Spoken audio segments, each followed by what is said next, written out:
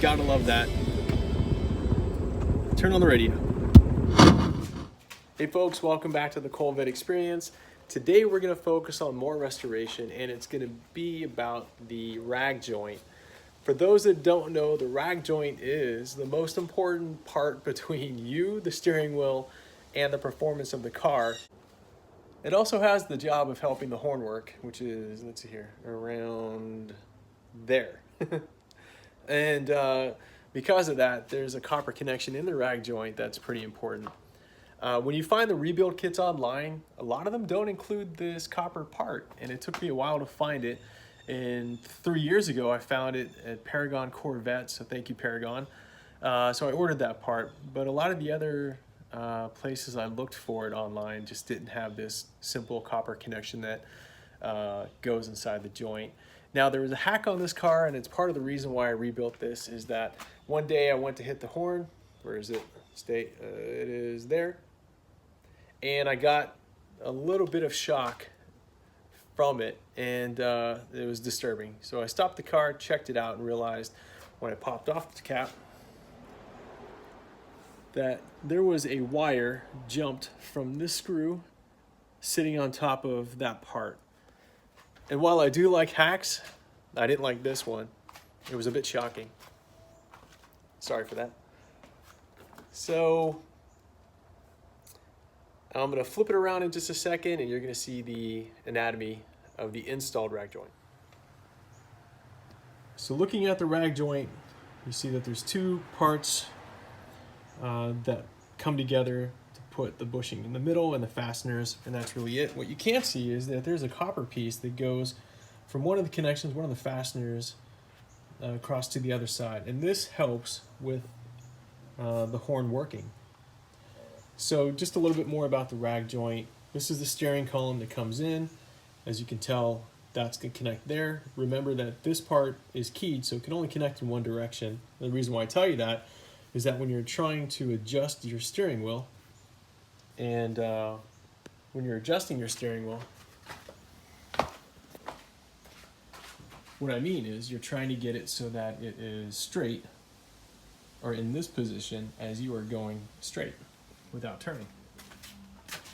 Far too often I see a lot of Corvettes that are for sale on the internet or just anywhere where the steering wheel is not centered. It's to the left or right as you're going straight, and it's because somebody just wasn't paying attention or didn't care or doesn't know or is just lazy about getting this in the right position.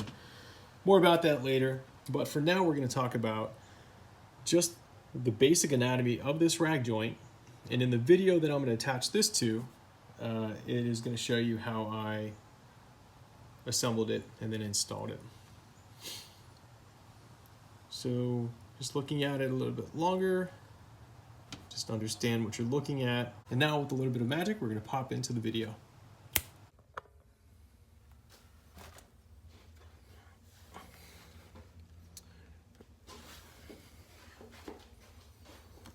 Okay folks, here I am. I'm kind of working out of the driver's side floor pan to get this done. I know I've got an awful lot of stuff here. I'm just working through the column and some other things. But here's the rag joint, and I'm going to disassemble and then reassemble here for you.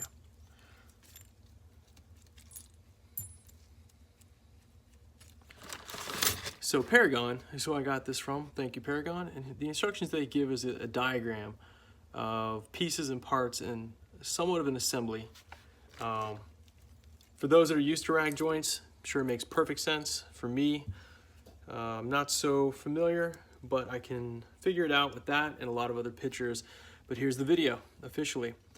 So we have the retainer, the rubber part, and it comes with 4 retainers. This is the ground strap that is important. This is, I believe, what makes your horn work. And you have 2 sides. You have steering box side and you've got steering column side. And it does make a difference. So in this installation, I am working on the rubber part that is going to be facing the steering box. And I'm going to connect it already to the to the, I guess it would just be the coupler that faces the steering column, and we're going to go from there. All right, so what you see so far is I've got 2 bolts that came with the rebuild kit. I've got the ground strap fashioned in the C, going from one of the bolts to what is going to be one of the thick stud, what are they calling here? Thin stud, or they're also called, they're just called studs. All right, so the stud's gonna go here. But first, I'm going to grab the coupler, and it's in the primary holes and not the cutouts that this is going to connect.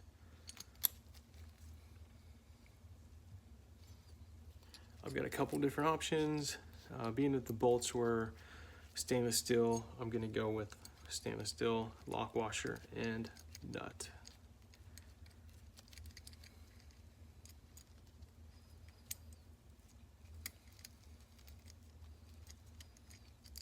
And for the purposes of the video, I'm going to just provision the connections, and then I'll tighten everything up later.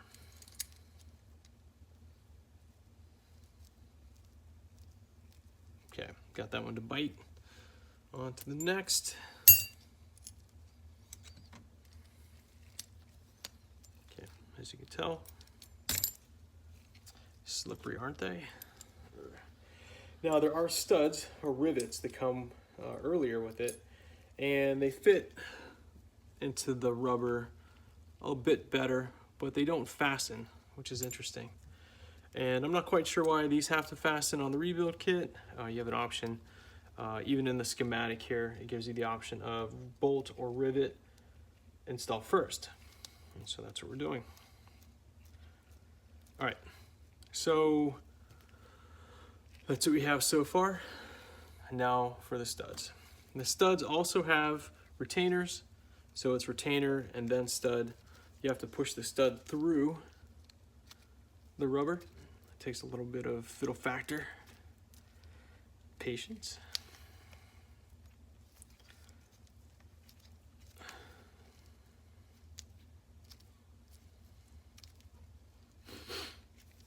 All right. So as always in this series, I'm not a mechanic. I'm not here trying to be the expert at it. Rather, I'm not trying to be right. I'm trying to get it right, and that's all that matters to me. When I go to teach my son, Cole, we call this the Corvette channel because of him, I'll be a lot more inclined to try to be the expert with him. In fact, who knows, by then he might be the expert for me. So I'm working through smushing this in here.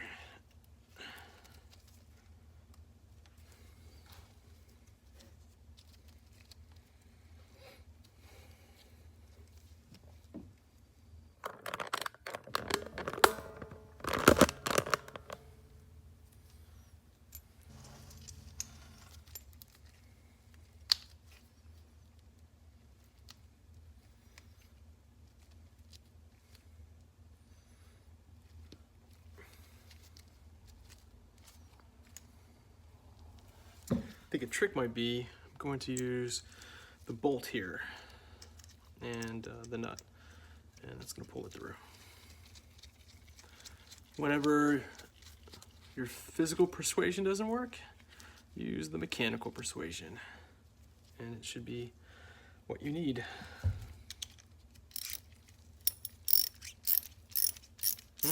There it goes, right into place.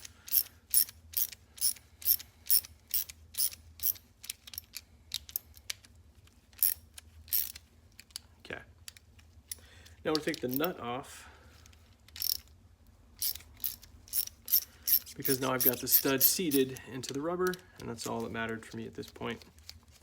All right, so that's all that matters there.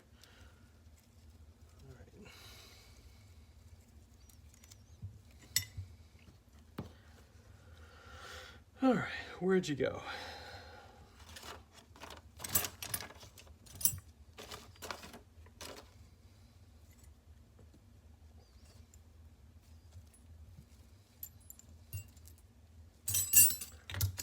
There it is.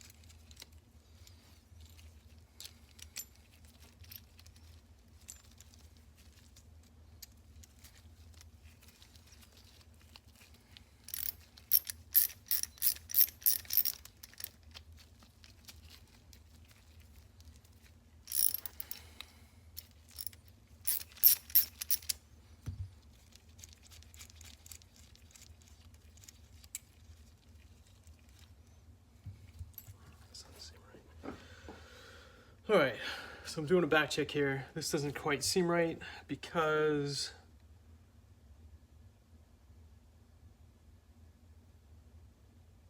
well, no, it does. You know, in the diagram, here's where I was getting a bit caught up in just memory of pictures on the web and this diagram. So I thought there was a retainer that went in this hole that was connected to the ground strap, like the retainer is connected to the ground strap there. Rather, the stud goes through the ground strap, then connects to the coupler on the other side, the stair boxing side, and then is bolted down through that side. So don't make that mistake. It's clearly here. I almost made it. What that looks like is this. All right, so far, this is what we got. And now we're gonna move on to the steering column. Steering box.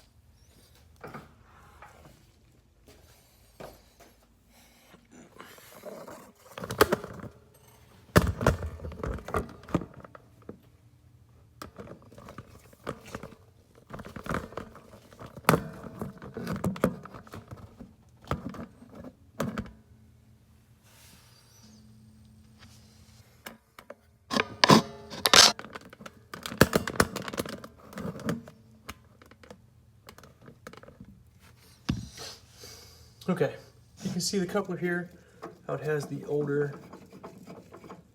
stud still in there. This is an interesting stud, as it is a stud over screw configuration. Something that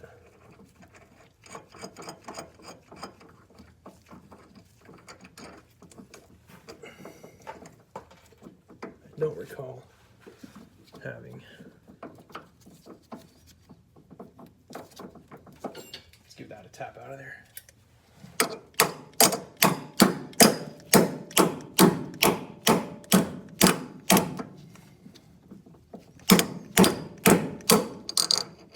All right. So this is interesting. This makes me want to keep it. I don't know if that's original or not. I'm gonna check into it. And for the remaining of the video, I'm just gonna voice over some final thoughts. I didn't really do a great job of capturing the end of this installation, but it is visually pretty much complete. You can see where the two parts come together. You don't really see how I put the steering column back in, but for all purposes, with earlier in the video and then where it ends now, we attach the coupling to the steering box side, and then we attached already the put together coupling for the steering column side with the fasteners that we described in the video. And once that's in place, that's essentially it until we get to putting the steering column back in. So as I finalize this last fastener and I move my hands away, you're going to get a great view of the steering column side coupling and how it looks complete. Now at the end, I'm going to have a top-down picture that you can see the whole rag joint in place and have a better idea of what it looks like in its final state. Not a very complex part, not hard to install at all. Very important, as we talked about, and hopefully this gave a good representation of the minimal effort needed to restore or repair this very important part. So as I finish up here, just want to say thanks to all for subscribing, watching, liking, all that good stuff. The channel's really taking off here and I'm really enjoying this, and I'm glad you are too. Please stay tuned. We've got some great content to come.